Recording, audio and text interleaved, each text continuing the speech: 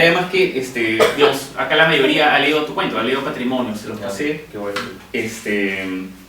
Y les ha gustado a la mayoría. De hecho, el comentario que he recibido es que muchos se han sentido emocionados hasta las lágrimas. ¿Ah, sí? ¿Correcto? Les agradezco mucho. Y en realidad les agradezco mucho también el hecho de haberme invitado, César Leslie.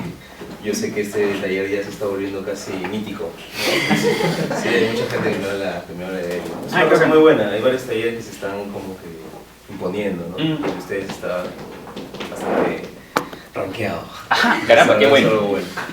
Bueno, hablemos acerca de escritura. Además, acá la gente ha leído Patrimonio, que es el cuento que ha ganado en la última edición del Premio Copé, que es quizás el concurso más importante de cuentos de este país. ¿Cuál fue el chispazo inicial, digamos, la imagen, la idea que te hizo pensar, tengo que escribir acerca de esto? Bueno, yo les contaría primero dos cosas, ¿no? La primera es que yo publiqué en el año 2004, a finales del 2004, un libro de relatos de un corte totalmente distinto, un corte fantástico, eran historias muy librescas, muy influenciadas por Borges, por Cortázar, ¿no? Entonces en esa época, claro, pues tenía 24 años y no tenía, digamos, tenía más bien un exceso de lecturas e intentaba volcarlas en los textos y no necesariamente tenía una voz, que creo que es algo muy importante y creo que también es uno de los objetivos de un taller como este, ¿no? Poder encontrar una voz, querer encontrar algo que decir de un modo original. Luego de publicar ese libro pasaron una buena cantidad de años, casi 6 años en los que no escribía, ¿no? No escribía, pero leía mucho. Y no escribía porque no sentía que había algo que quisiera contar, algo propio, algo personal, ¿no? Y de pronto, después que convergieron, ¿no? Lecturas, ideas, conversaciones, en el año 2010, 2011, comencé a tener otra vez un impulso, unas ganas de escribir, ¿no? Y hice algo que creo que es útil. Comencé a revisar un poco los recuerdos e ideas que tenía escritas sobre mi propia vida. Permíteme interrumpirte. Sí. O sea, tú tienes un file, un cuaderno. Sí, claro. ¿Escribes a mano? Tenía un cuaderno, un cuadernito, el típico cuadernito de escritor, ¿no? Donde estamos así, ocultos. ¿Y qué tipo de cosas apuntabas en un cuaderno o apuntas en un cuaderno? Ideas, ¿no? Ideas. Esto puede servir para un cuento. Veía una película y me encantaba una frase y la apuntaba. Veía una obra de teatro y cuando estaba febril, ¿no? Así caliente, inmediatamente apuntaba algo. Y eso es un paréntesis. No dejen de apuntarlo. O sea, si tienen su libretita, comprométanse a eso y háganlo. Así sea la noche, es lo peor, ¿no? Lo haces en la noche, acostado en tu cama y dices, qué buena idea, mañana la apunto. En la mañana ya no te acuerdas. Nunca más la vuelves a ver. Claro. Nunca más la vuelves a ver. Y era una idea genial. Claro. Sí, al menos eso te pareció en tu pijama. No regresa. No regresa. Bueno, entonces te interrumpí. Entonces revisaste apuntes antiguos. Revisé apuntes antiguos, conversé con algunos amigos con los que pues, había otra onda, digamos, una especie de rebuscar en tus propias experiencias, ¿sí? Me nutrió mucho lecturas como Richard Ford, como Philip Roth, en donde la experiencia se trabajaba como un recuerdo, pero se literaturizaba, digamos, ¿no? Entonces dije, voy a hacer lo mismo, voy a intentarlo. Y lo primero que hice fue, tenía un recuerdo ahí, que es lo que ustedes han leído, este viaje que hice con mi padre a ver la tumba de mi abuelo, y dije, ok, ¿cómo trabajo esto? ¿Cómo lo pongo? ¿Cómo lo coloco? Y simplemente empecé. Lo primero que hice fue escribir la escena en la que está limpiando, ¿no? el narrador la tumba, ¿no? del abuelo, y sobre eso partí. Tenía un párrafo nada más. Dije, ¿qué hago con esto? ¿No? Me parecía que era insuficiente solamente dejar esa escena si es que no había un marco, ¿no? Si es que no había todo un contexto. Entonces yo dije, vamos a dramatizar, que es también un pequeño consejo, ¿no? Hay que dramatizar, hay que llevar las cosas un poco al límite, ¿no? Si decía simplemente, un día mi padre me dijo para ir a conocer a otro, era como, faltaba algo, ¿no? Entonces uní una circunstancia especial, que es el hecho de que mi padre estuvo enfermo en el año 2010, 2011, más o menos, una enfermedad grave del riñón, y eso fue lo que un poco activó en mí una especie de emergencia, ¿no? Dije, este pata está mal, representa mucho para mí, y lo linkeé con el recuerdo. Y dije, contemos estas dos cosas. Detengámonos un instante en lo que estás diciendo tú acerca de dramatizar. Sí. En el cuento convergen también algunos otros elementos dramáticos. Uno es el de digamos, este accidente que había en la carretera. Sí. Y el otro es el recuerdo que tiene el protagonista de Lucía, es el nombre de la chica, ¿verdad? Exacto. Digamos, esos fueron elementos que tú añadiste al cuento buscando crear más tensión, más drama. Exactamente. Sí. Claro, porque yo comparto mucho esta teoría del iceberg, que seguramente la que han conversado sobre Hemingway, ¿no? El Hemingway decía que en un cuento lo que vemos en realidad es solamente la punta del iceberg, pero lo importante y lo que realmente sacude es lo que está abajo, lo que no se ve, ¿no? Que puede ser pues, un pedazo de hielo enorme, ¿no? Ahí está el simbolismo, ahí está la significación, ¿no? Pero solamente vemos un detalle, lo mínimo de lo que ocurre. Entonces yo procuré, claro, señalar que el padre estaba enfermo, pero no hacer un drama de eso, ¿no? Solamente decir, tras tantos análisis, no hay nada más que hacer. No se dice específicamente qué es lo que tiene también, No creo, se dice lo que tiene, ¿no? Claro. Pero digamos que se deduce a partir del hecho de que algo del próstata, algo del riñón, hay sangre en la orina. Claro. Entonces, y no es, digamos, pues un cáncer o algo por el estilo, ¿no? Entonces traté mucho, y eso es una prioridad para mí, de utilizar mucha contención. Contención. ¿A qué te refieres con contención? Mi estilo procura, o eso es lo que intento al menos, no revelar demasiado, no decir las cosas de manera explícitas, ¿no? No decir, mi padre estaba enfermo, el riñón, y se iba a morir. No, o sea, esa frase no la van a encontrar en mi cuento, ¿no? Puedo decir, habíamos llegado a un punto de ya no había nada más que hacer. ¿Sí se entiende la diferencia? ¿No? O sea, se sobreentiende, pero no se dice textualmente, ¿no? Procuro no hacer eso, porque yo sé que pues, este cuento, como los que están en el libro, son un poco dramáticos, digamos, ¿no? Tienen escenas difíciles, ¿no? Entonces ya solo así ya puede caer en el melodrama, ¿no? Y eso es lo que trato de evitar. Es un riesgo, ¿no? Yo creo que en el cuento está bien evitado. Hablemos un poco acerca de observación, que es algo que en el taller discutimos, algo de lo que hablamos bastante. ¿Cuán importante dirías que es, o que fue para ti en la construcción de este cuento? Porque hay cosas que son en patrimonio hasta cinematográficas, uno diría. Hay pinceladas, cómo se le muestra al padre, que revelan una actitud de observación. Claro. ¿Cómo ha sido en tu caso en este cuento? Por ejemplo, cuando ya decidí crear el marco de manera consciente y dije, ok, vamos a crear un marco interesante donde haya elementos que dinamicen, para hacer un contrapeso contra la parte dramática, ¿no? Mi madre se ha morido ya, bueno, ok, ya te creo, ¿no? Ok, vamos a hacer algo más interesante. Vamos a poner un accidente en una carretera, porque eso va a generar tensión. Y yo creo que eso es un buen consejo, ¿no? Siempre yo procuro colocar a los personajes frente a algo en lo que tienen que hacer, hay un antagonismo, ¿no? Entonces, si había un accidente en la carretera y se te revienta la llanta, ese es un lugar del que no puedes escapar. Claro. Es como un ascensor malogrado, ¿no? Entonces, algo tiene que pasar. Al principio, los primeros minutos va a ser como, ok, y luego va a ser como, vamos a empezar a discutir, va a haber tensión, ¿no? Se va a generar ahí un problema. Entonces, cuando, como te digo, de manera consciente decidí crear este marco, dije, vamos a utilizar una carretera, va a haber un accidente, que es algo muy cinematográfico además, ¿no? Está la carretera ahí, ellos pueden ven las lomas de Villa El Salvador, ¿no? Los carros pasan, carros vienen, ¿no? Entonces, eso de alguna forma difumina también el hecho trágico. Claro. Entonces, lo convierte en como un fotograma, ¿no? Y eso me ayudó mucho para poder dar dinamismo, ¿no? ¿Dirías tú que es importante, o no sé cómo lo hayas trabajado tú en el cuento, tener una idea mental, una imagen en la cabeza nítida acerca del escenario donde están pasando las cosas? ¿Tú lo ves? De repente, no sé, has ido al lugar, observado fotografías de carreteras? ¿Cuál es tu proceso para volcarlo en la escritura de una manera que sea convincente? En mi caso no hago esto que Vargas Llosa, por ejemplo, hacía, ¿no? De ir y pues, tomar apuntes, foto, mirar, ¿no?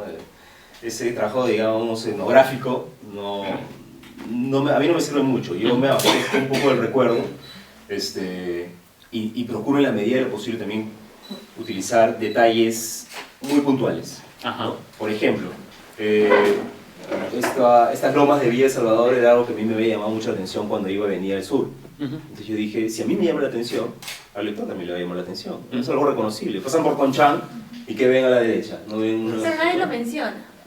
No. O sea, a mí me llamó la atención eso, porque yo dije, ¿quién lo ha mencionado antes? Y me pareció...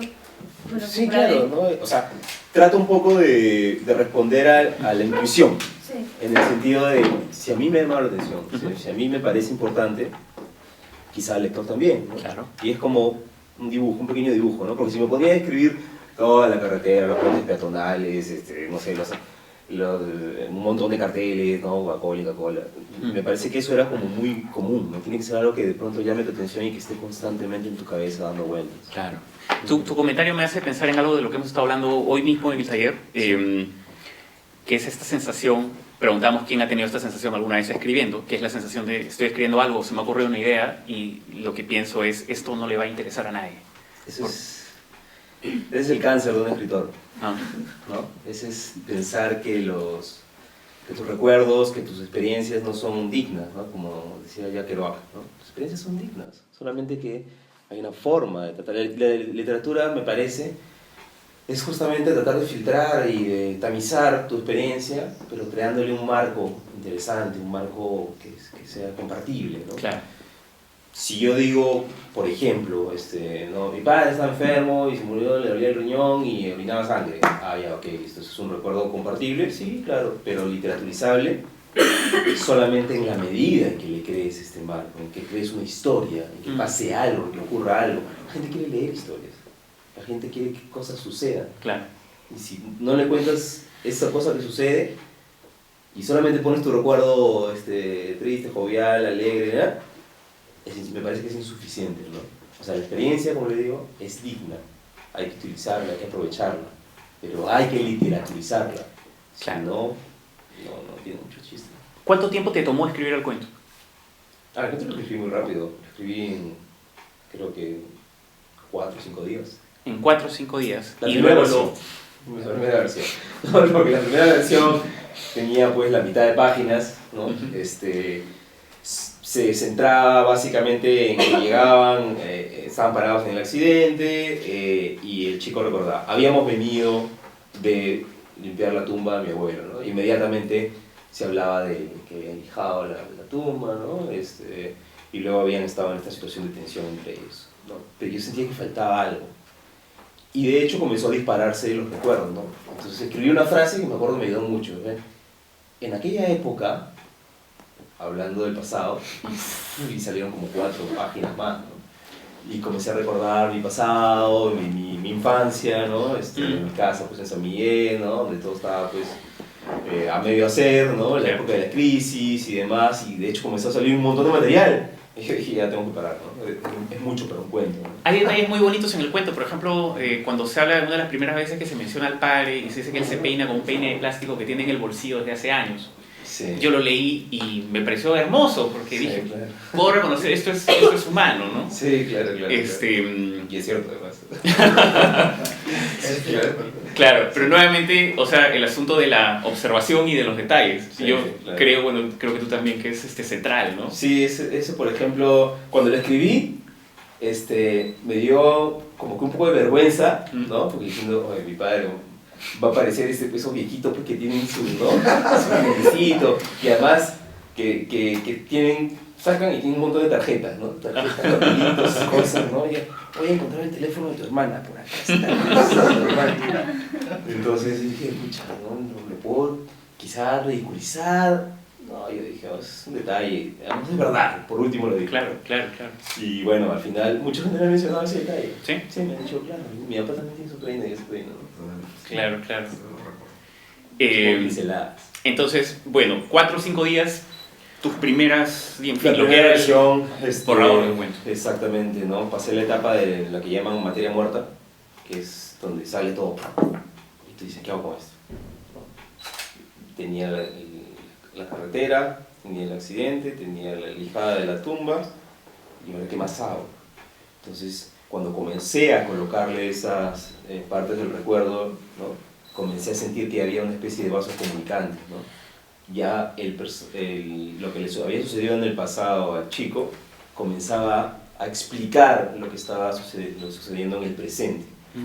Ahí dije, ok, ya estoy encontrando un equilibrio, ¿no? Entonces quité un poquito por acá, aumenté un poco por allá y ya flotó el cuento, ¿no? Entonces al final ya traté de hacerlo un poco más cinematográfico. Quité escenas donde se revelaban, pues, por ejemplo, las peleas entre el padre y la madre, ¿no? Qué interesante, ¿ya? Eso es interesante, sí, porque yo dije, ¿es útil o no es útil? ¿Colabora o no colabora? ¿Ya el lector ha entendido que ellos se llevaban mal, el padre y la madre del protagonista? ¿O quieren verlos tirarse, pues, platos, ¿no? Claro. Agarrarse cobazos? ¿Quieren ver eso? ¿Es necesario? Y lo quité. Dije, no, es insuficiente, es excesivo, ¿no? Y eran como que escenas que ya habías escrito y reescrito y corregido. Sí, claro, y que he reutilizado para hacer otras cosas. Ok, De pronto ok. un poema, de pronto otro cuento, qué sé yo, ¿no? O sea, esa es una parte que retiraste de pronto. Me retiré. Súper útil. Me retiré. ¿Qué tan complicado, qué tan, no sé, doloroso, no sé, quitar cosas, eliminar cosas? En el momento en que lo retiré fue como si me estuviera cortando la mano, Claro. ¿no? Yo dije, ¿qué estoy haciendo? ¿Por qué lo voy a borrar?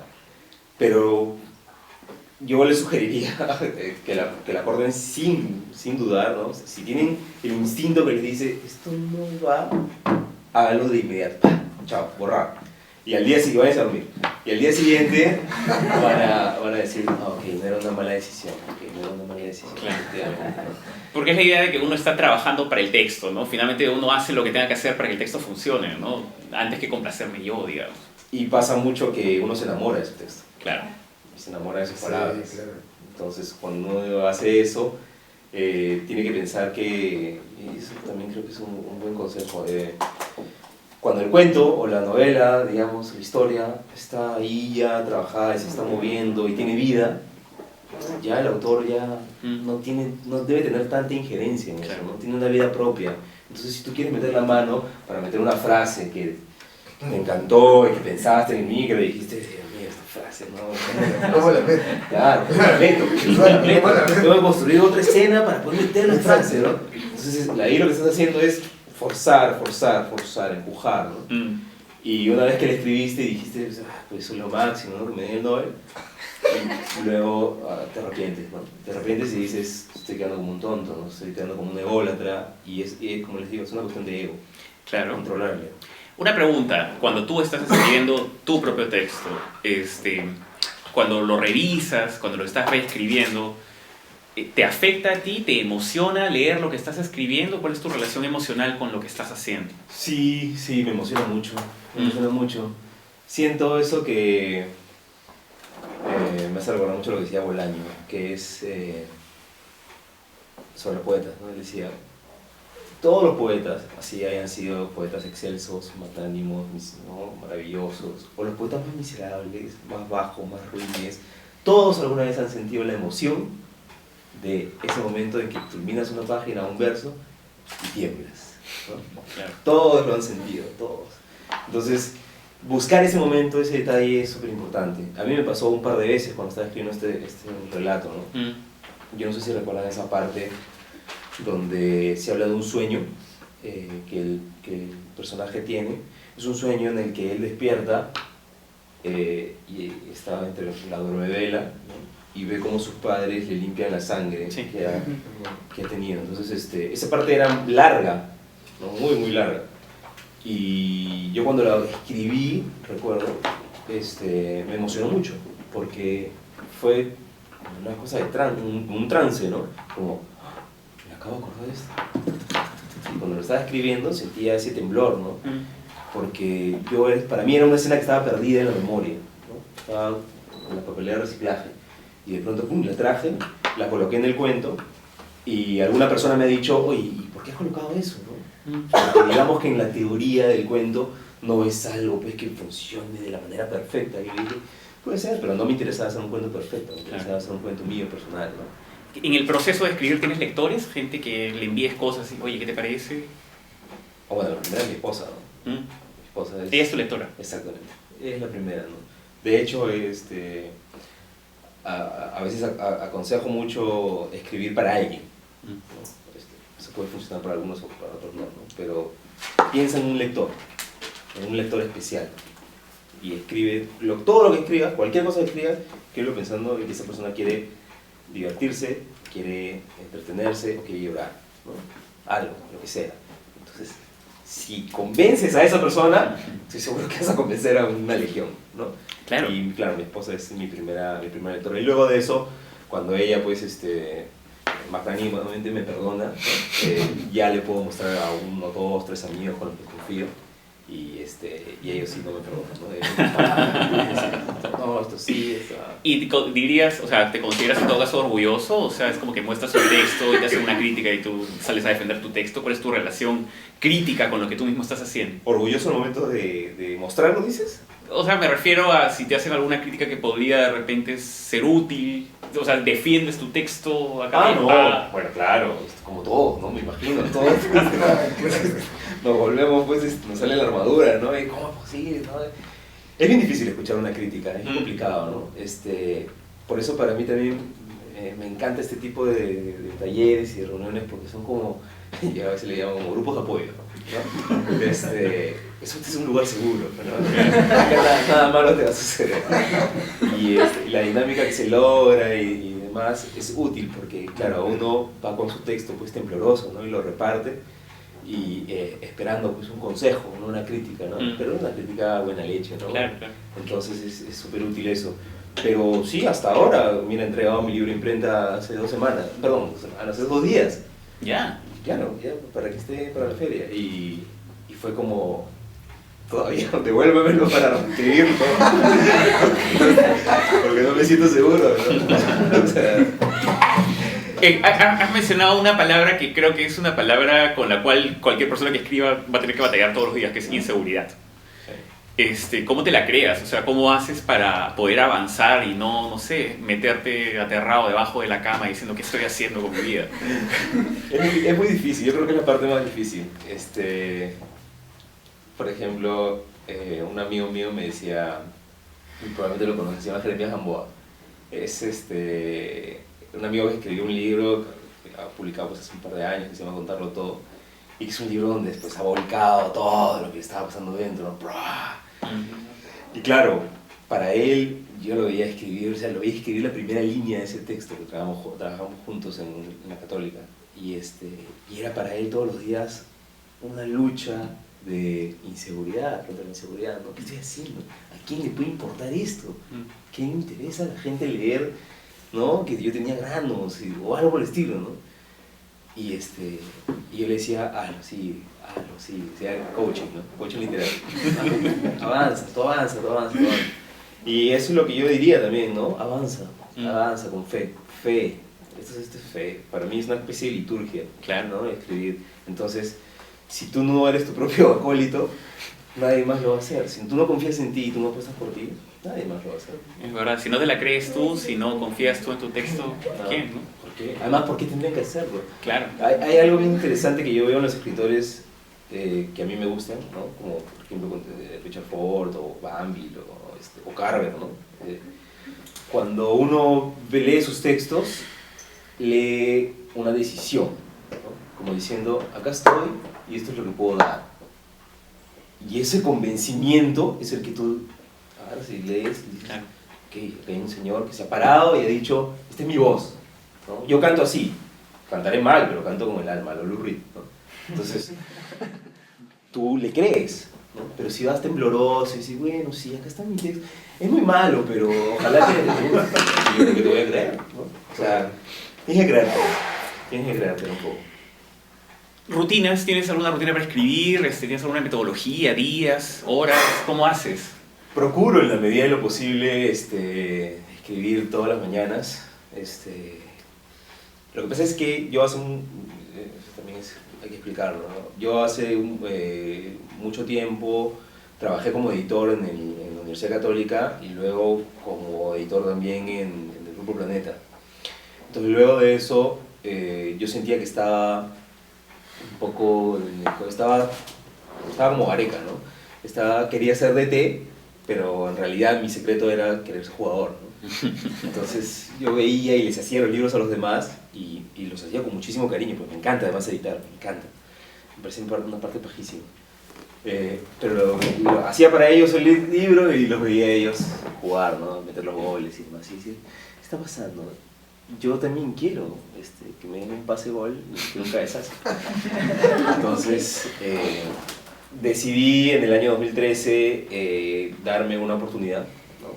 Y compré un par de años de mi vida, ¿no? Dije, okay, voy a invertir en esto, ¿no? Junté una plata y me lancé. Y desde el 2013, 2014, en realidad 2013, yo dije, ok, voy a escribir. Y pasaron 6 meses y no había escrito una letra. Porque claro, es otro motor, ¿no? Es otra forma otro dínamo que está dentro. Y en 2014 ya empecé a escribir la novela que quería escribir, ¿no?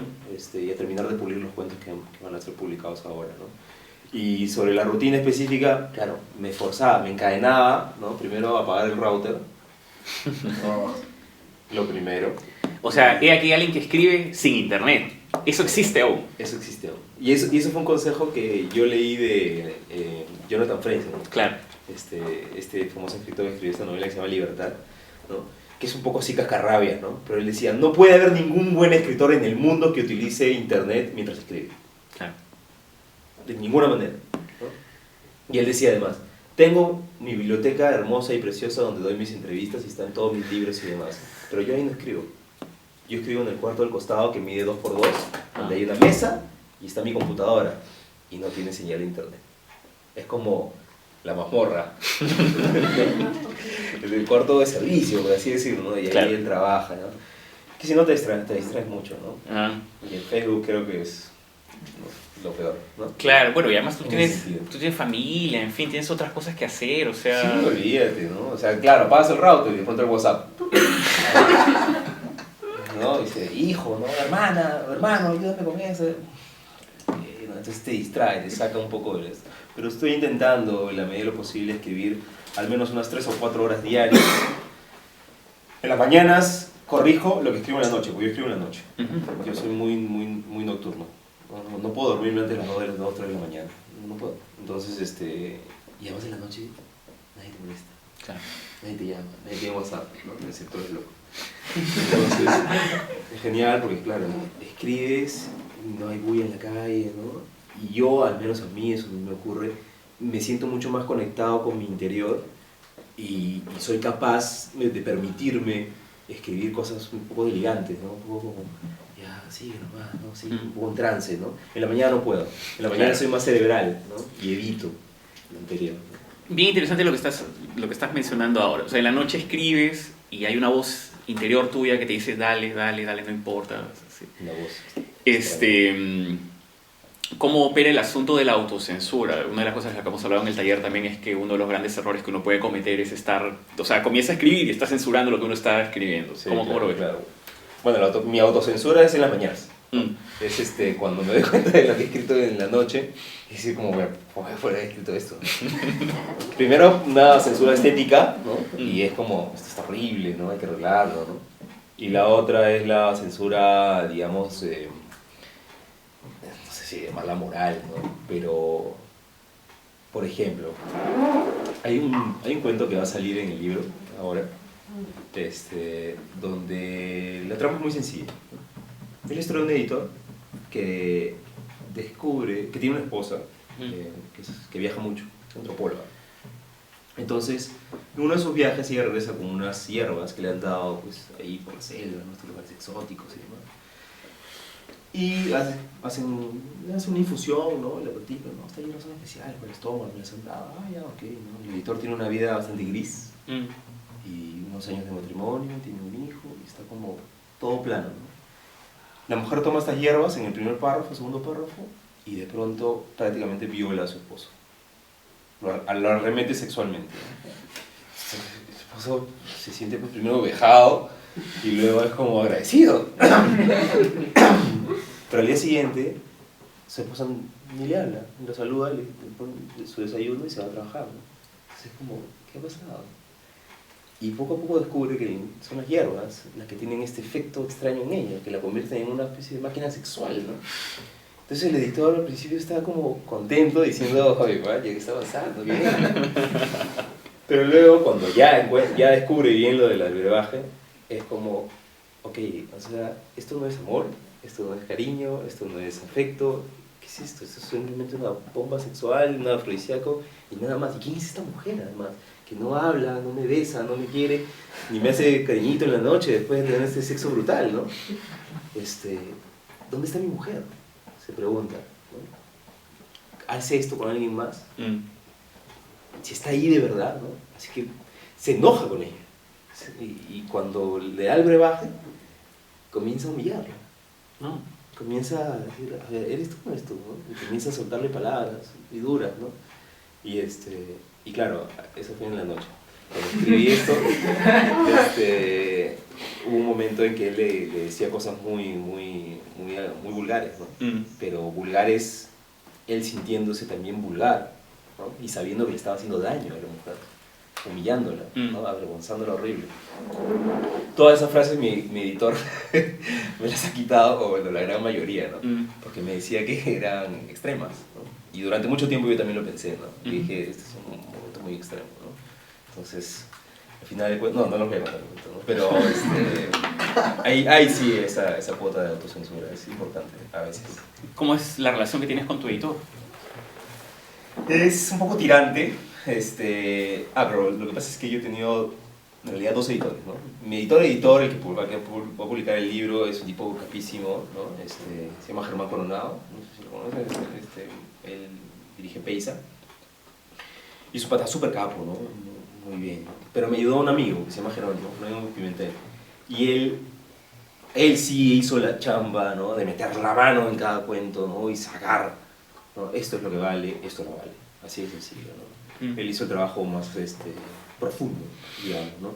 Y sí fue tirante y con él difícil, pero es súper importante creer en el editor. O sea, es la relación que se ha establecido con Jerónimo Pimentel, sí. Es una relación, o sea, tú la has buscado, tú la has creado, tú le has dicho, tú vas a ser mi editor, a pesar de que la relación sea tirante, pero confío en tu criterio. No, o sea, de hecho, mi relación con él es mi amigo, mi pata del alma, ¿no? Pero... Con la relación profesional me refiero. Claro, pero una cosa es decirle, bueno, ahora opérame, ¿no? Y opérame, sí, pero cuando cortes la arteria, corta la... No. Si yo te voy a operar, yo te opero a mi modo. Claro. Entonces tú tienes que entregarte a tu editor, ¿no? Ahora, lo que es una maravilla y es un tesoro, y el día que lo encuentren nunca lo dejen, es un buen editor, ¿no? Un buen editor, yo digo, no es ni tu esposa ni tu amigo. Un buen editor es alguien que te dice una verdad que nadie más te la va a decir, ¿no? Claro. Que es dolorosa, ¿no? Que es, mira, esto está bonito, ¿verdad? Ok, no sirve. ¿Pero por qué? Es la frase más interesante del libro, ¿no? No sirve, no suma el resultado. O peor, ¿no? Mira, ¿por qué no pruebas y le quitas 5 párrafos al final? Pero mi final es increíble, es alucinante, es lo mejor, ahí está toda la esencia, ¿no? Sí, pero yo creo que lo cuento acá, ¿no? No me parece, ¿no? Bueno, piénsalo, tienes 2 días. Claro. Y tú lo piensas, ¿y qué haces? ¿Confías o no confías? Confías. Claro. Tienes que buscar a alguien en quien confíes, pues obviamente, por supuesto, ¿no? Por eso te digo, no es ni tu mujer ni tu amigo, es alguien que está en otro nivel, ¿no? Que te va a decir las cosas como tiene que ser dichas. Y Jerónimo es un excelente editor en ese sentido, ¿no? Vamos, una pregunta clásica. ¿Qué le aconsejarías a alguien que te dice, quiero ser escritor? Primero que lo piense bien. Pero no para desanimar, sino al contrario, ¿no? Que lo piense bien porque yo siento que a veces muchas personas quieren escribir, algunos quieren escribir y otros quieren ser escritores, ¿no? Esta diferencia que parece poca, pero no es mucha, o mejor dicho, es mucho. Escribir es algo que todo el mundo puede hacer, ¿no? En su casa, escribir bien, la verdad es que no es difícil, ¿no? Puede hacer muchos textos, ¿no? Disparar frases ingeniosas. Y bueno, no sé, pues si quieres en el Facebook escribes y tienes likes, ¿no? Ya, okay. Ese es escribir, ¿no? Pero ser escritor es una decisión, ¿no? Es una decisión que implica una logística, si quieres verlo desde ese punto de vista, ¿no? Una logística, ¿por qué? Porque tienes que saber que todos los días vas a tener que dedicar 2, 3, 4 horas, las que puedas, o a la medianoche, ¿no? Después de rezar cansado, muerto, ¿no? Y tienes que, todo lo que hagas en tu vida, todo lo que te ocurra, todo lo que te pase, todas las frases que escuches, todo lo malo y lo bueno que te pase, va hacia tu escritura, hacia tu obra. Entonces es una decisión, es importante. Si uno la quiere asumir, que lo haga, porque la verdad es que la literatura te recompensa, ¿no? No con premios y estas cosas, ¿no? Te recompensa con esos momentos en los que tú de pronto te sientes, ¿no? Como un pequeño semidios, ¿no? Y dices, he construido algo, he creado algo, ¿no? Es romper esta regla de la física que dice que la materia no se superpone, ¿no? Sino que se crea. Claro. Están haciendo algo de la nada. Es increíble, es maravilloso. A mí me encanta la literatura por eso, ¿no? Y me encanta la gente que le entusiasma y le apasiona. Porque, claro, te sale pues a las patadas, te sale un texto horrible según tú, ¿no? Pero tienes que seguir chambeando. Tienes que seguir chambeando para encontrar una forma. Y un día lo compartes con alguien, lo ves con alguien, y de pronto dices, ok, ya tengo como que un camino, ¿no? Como que una voz, voy avanzando. No va a haber grandes recompensas y no va a haber... Como no te has hecho millonario ya escribiendo. Por favor. Eso no va a ocurrir nunca, ¿no? Es muy difícil. Y si ocurre es obviamente por un malentendido. La fama es un malentendido siempre, Sí, creo que lo decía claro. Borges. La fama es un malentendido. Bueno, vamos a dar un aplauso a Johan Page que está aquí con nosotros.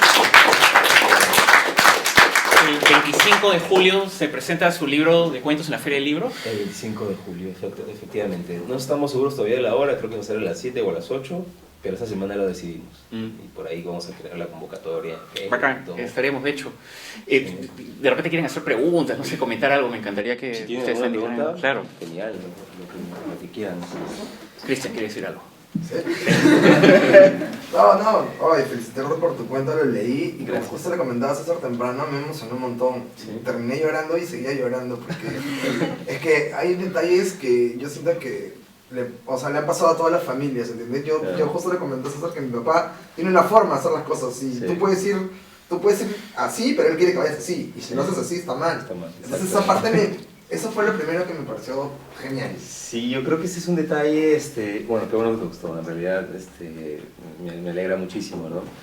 Pero ahí un poco lo que conversábamos con César sobre la seguridad, ¿no? Yo cuando comencé a escribirlo, yo dije, mi papá es así y mis demás amigos también son así, quizás no, quizás sí.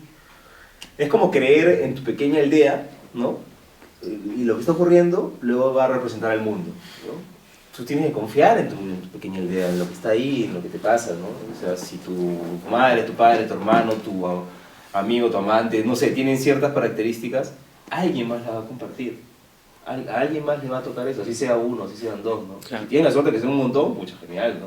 Claro. Pero, claro, cuando yo dije voy a escribir sobre mi papá, voy a escribir tal cual, ¿no? ¿Para qué me voy a inventar uno nuevo, distinto, no sé, porque sea... Genial. un galante, un tipo, un genial, un cool, ¿no? Claro. Ya, eso sí, en algún otro momento, ¿no? Tolstoy decía, escribe tu aldea y serás universal. Exactamente. No, estuvo bueno. Exactamente. Claro. Entonces eso me ayudó mucho a tomar varias decisiones, ¿no? Y tiene que ver con algo de lo que hemos conversado aquí también, que es que el hecho de que mucha gente piensa que lo que tiene, o sea, lo que ha vivido, sus experiencias, las cosas que ama, etcétera, no son lo suficientemente valiosas como para escribir acerca de ellas. Claro. Y que hay temas que son temas importantes y hay cosas de las cuales no se puede escribir porque a quién le va a importar, etcétera. Todas las historias al final siempre desembocan en grandes temas. O sea, hay historias de amor, hay historias de lealtad, hay historias de traición, hay historias de miedo a la muerte, ¿no? Entonces, listo, no porque uno tenga que escribir sobre, digamos, sobre el miedo a la muerte, sobre el amor, tiene que ser pues Romeo y Julieta, ¿no? Mientras más específica es una historia, mientras más puntual, creo que ahí es mucho más interesante, ¿no? Ahí es más fácil entender eso, pero no lo hagan como el objetivo, como agenda, digamos, ¿no? Claro. Y ahora es el momento de hablar del miedo a la muerte de la humanidad, ¿no? Entonces, no, uno ve, por ejemplo, Mad Men, ¿no? O Breaking Bad, ¿no? Que son grandes historias estupendas, ¿no? Y dice, no creo que ellos hayan dicho, bueno, vamos a hablar acerca del rol de la maldad en el ser humano, ¿no? En el siglo XX. No, ha dicho, vamos a poner un señor, a un viejo que tiene cáncer y que quiere hacer plata. Y a partir de ahí, Claro. comienza a crear el mundo, ¿no? Es como decir, vamos a poner a una pareja de hermanos mayores cuya casa de pronto es invadida. ¿Por quién? No sé. Listo, casa tomada. Claro. Cortázar. O sea, tienes una premisa, ¿no? Lo que yo llamo la promesa de un texto. Cuando uno lee un cuento, hay una promesa, ¿no? Es como la historia de algo que va a pasar, ¿no? La historia de algo que va a ocurrir. ¿Qué pasaría si un hombre le envían fotografías, si su ex mujer le envía fotografías teniendo sexo con un montón de hombres para torturarlo? Posibilidad, power, hay posibilidad. Onetti escribió un cuento que se llama El infierno tan temido, que habla de eso. Un periodista al cual un día le llega un sobre donde ve una fotografía de su ex mujer teniendo pues, sexo, una foto pornográfica. Ve eso y es como un puñal, ¿no? Clavado en su corazón. Y luego le manda otra. Y luego le manda otra. Y comienza a torturarlo. Son premisas, ¿no? Pero son promesas. Ahora, el texto tiene que mantenerse y ser lo suficientemente interesante para que el final esté acorde a la promesa. Pues a veces promete mucho y nada. Hemingway decía que le preguntaron una vez qué es lo que tiene que tener un escritor. Él decía un buen detector de mierda o algo así. Claro. ¿Cuál sería el tuyo? ¿Cómo funciona el tuyo? Ese es interesante porque la detección de la mierda, ¿no? Tiene que ver, creo yo, con primero tener un buen buscador, un buen dispositivo, ¿no? Está muy conectado a ciertos temas, ¿no? Explorar mucho y permitirte algunas cosas, a veces material y a veces mentalmente, ¿no? No sé, hay gente que dice, yo no puedo escribir sobre la infidelidad, ¿no? Porque tendría que ser infiel, y eso no es necesariamente así, ¿no? No puede investigar, ver, ¿no? Si quieres un trabajo de campo ya uno verá, ¿no? Pero me refiero a que hay muchas historias, muchas ideas, ¿no? Y que tienen que ver, porque la infidelidad, ¿qué es finalmente? La infidelidad en sí misma es solamente una excusa, es el pretexto, es la punta del iceberg. La infidelidad es una traición. Entonces, ahí está el gran tema, ¿no? ¿Qué es lo que uno siente en una historia que ha traicionado a una mujer que le ha sacado la vuelta a un hombre, ¿no? Lo que está sintiendo es una deslealtad, en alguna medida, ¿no? O no. O quizás simplemente era una excusa para poder terminar con ella o con él. Claro. No sé si me dejo entender, ¿no? Entonces uno tiene que estar conectado con esas ideas y a veces permitirse cosas que en el texto son totalmente posibles, ¿no? Este cuento que yo les contaba del editor que le da el brebaje y maltrata a su esposa, qué sé yo, vive en el texto, pero yo no hago eso en mi casa, ¿no? O sea, vive en el texto y es posible, pero es una idea con la que si no hubiese estado conectado y no me lo hubiese permitido, Claro. el texto no existiría, ¿no? Es verdad. Si alguien quiere hacer algún comentario adicional, veo por ahí algunos rostros deseosos de decir algo, ¿no? Bueno, si no, lo dejamos ahí. Nuevamente muchas gracias por haber estado acá, Johan. Gracias a ustedes. Tu libro de cuentos se llama Todo termina esta noche. Todo termina esta noche. Estoy seguro que va a estar, Ojalá que en les fin, guste. muy bien. Ojalá que les guste. Seguro que sí. Bueno, pues gracias. No, gracias a ustedes. Ok. O sea,